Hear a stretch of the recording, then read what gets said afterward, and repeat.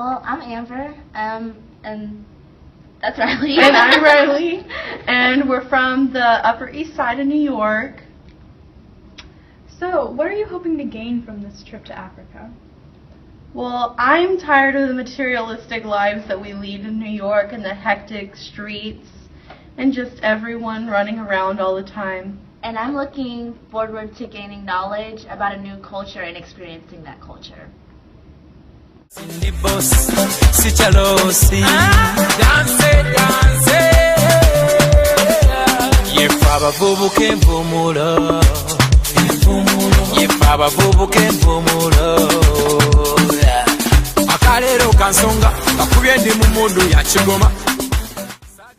We departed New York and headed to Toronto, Canada.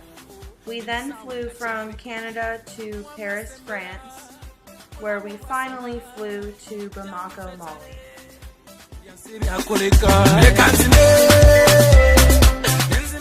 After our long flight, we had finally landed in Bamako, Mali, and we were ready to start our adventure.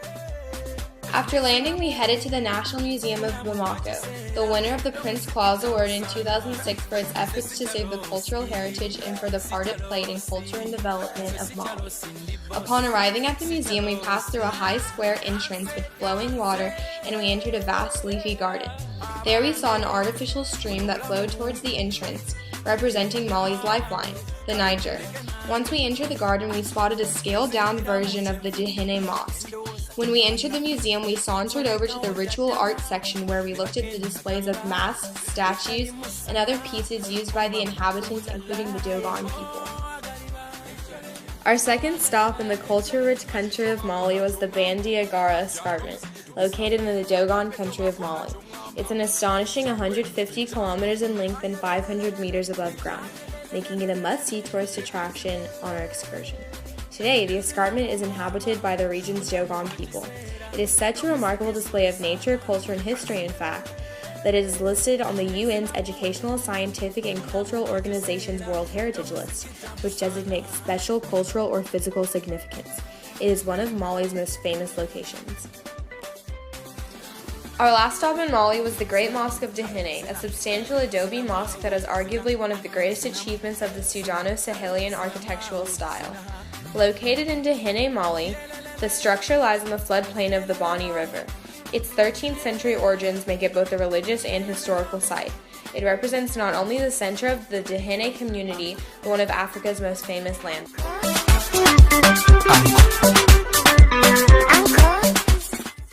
These sculptures from the country of Mali were created sometime between the 13th and 15th centuries. The equestrian and the archer hold the distinction of being among the oldest works in the museum's collection. Nobody knows how they were used. The primary reason for the survival of this sculpture is the permanence of the material, fired clay or terracotta. Unlike wood, fired clay does not deteriorate over time, although it can be broken. Although both sculptures have sustained some damage, enough of their original forms remain for us to recognize the subject matter and appreciate the artistry. After exploring the rich culture of Mali, we hitched a ride and headed eastward to the neighboring country of Niger. We were ready to take on a new cultural experience. We were fortunate enough to stumble across a friendly newlywed couple in Niger.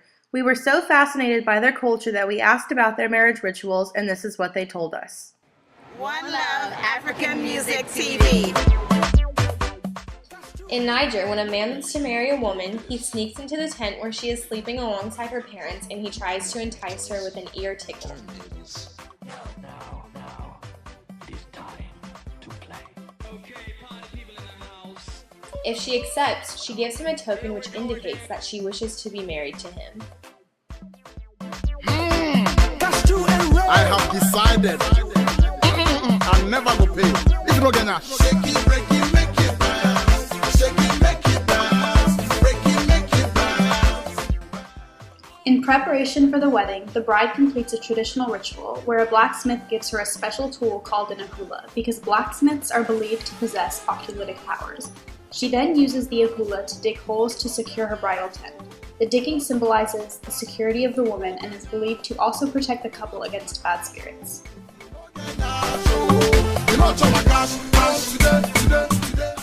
The family of the groom-to-be gives the bride's family gifts of milk and money as dowry. The bride's family, in turn, pays for the wedding.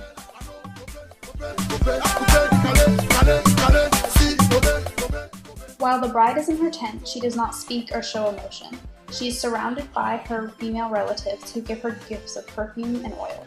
The Nigerian version of an engagement party is also held in the bridal tent.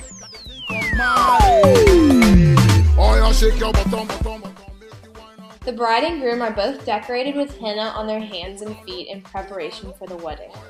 The henna on the top of the feet represents a point of divine contact where human being and earth meet.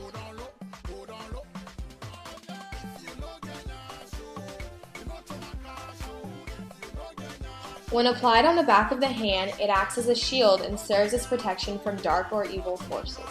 Appropriate for a wedding, the drawing of vines and leaves signify devotion in the intertwining of couples' lives.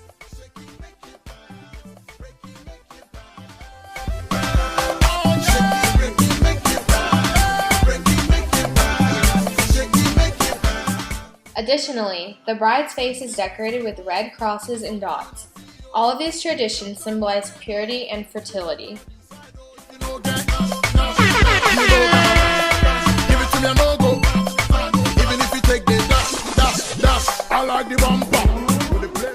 The bride is dressed in a traditional embroidered wrap from the waist down with a nice blouse-style top tucked in with a large headdress. The groom wears a traditional robe and a small cap that they sometimes match with the bride.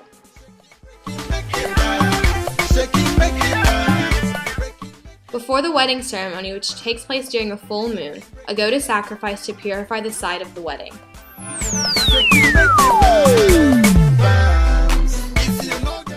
The wedding is a traditional Islamic ceremony in which the officiant recites the Fatiha, which is the first chapter of the Quran, and Durud, which are blessings for the couple.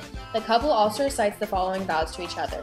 I, Kennedy, offer you myself in marriage in accordance with the instructions of the Holy Quran and the Holy Prophet. Peace and blessing be upon him. I pledge in honesty and with sincerity to be for you an obedient and faithful wife.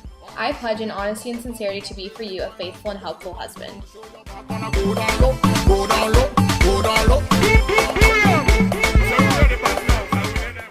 The post-wedding festivities include the sacrifice of a bull, which is believed to promote fruitfulness in the bride by giving her the tripe and the intestines, and procreation by the groom who receives the bull testicle.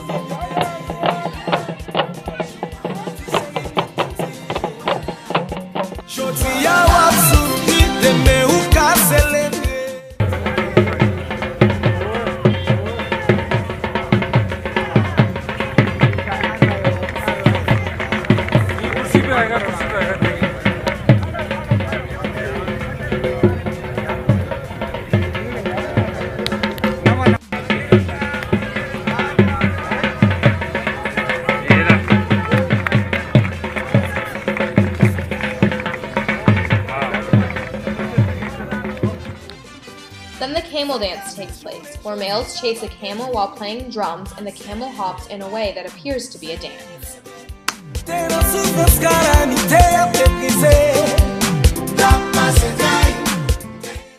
Finally, the groom presents his new wife with a special dance called the wadabi to attract her attention.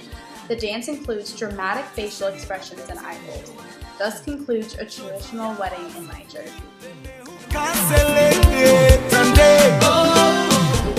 The W Regional Park is a major national park in West Africa around a meander in the Niger River shaped like a W, hence its name. The park includes areas of the three countries Niger, Benin, and Burkina Faso and is governed by all three governments. It was created by a decree in 1996 and since then has been listed as a UNESCO World Heritage Site. In the three nations, the regional park covers 10,000 square kilometers. Largely uninhabited by humans, historically the area has been at one time a major area of human inhabitation, judged by the important archaeological sites found in the area. The park is known for its large mammals including aardvarks, elephants, lions, and hippos. The park provides a home for some of the West Africa's last wild African elephants. However, the rare West African giraffe, today restricted to small parts of Niger, is absent from the park. The national park is one of the last strongholds for the Northwest African cheetah, with less than 30 in the area. This park represents the importance Africans place on preserving native wildlife. The Grand Mosque is an Islamic mosque located in Niamey, Niger, along Islam Avenue. The mosque is the largest in the city and is characterized by its minaret with 171 steps. The mosque was built by funding from Libya.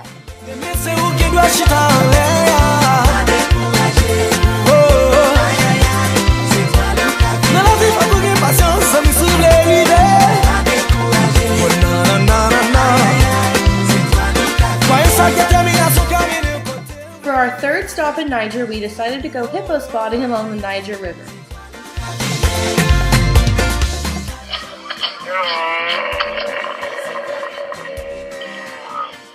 By renting a boat, we were able to take about 3 hours and spot hippos and other native African animals in their natural habitat.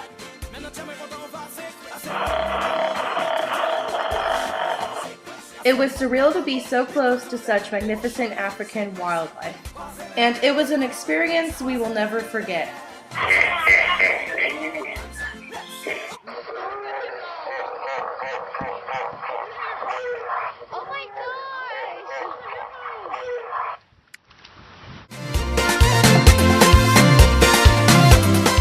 Our third and last country was Ivory Coast, also known as Côte d'Ivoire.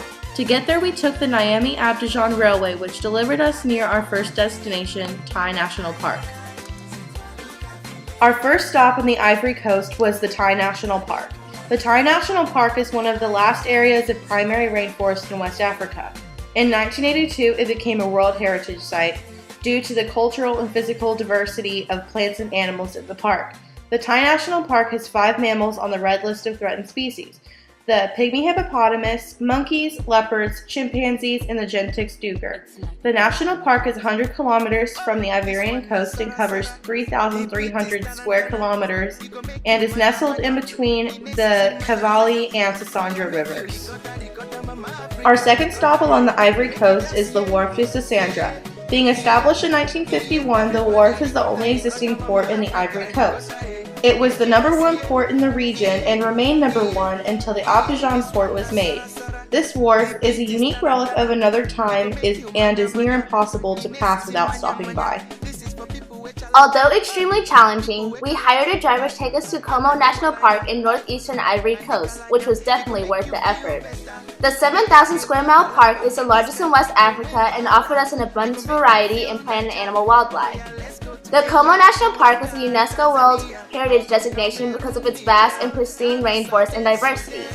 On our journey through the park, we spotted 1,200 plants, 155 mammals, 71 reptiles, and 540 species of birds, which is almost as many as the entire United States, which offers 650.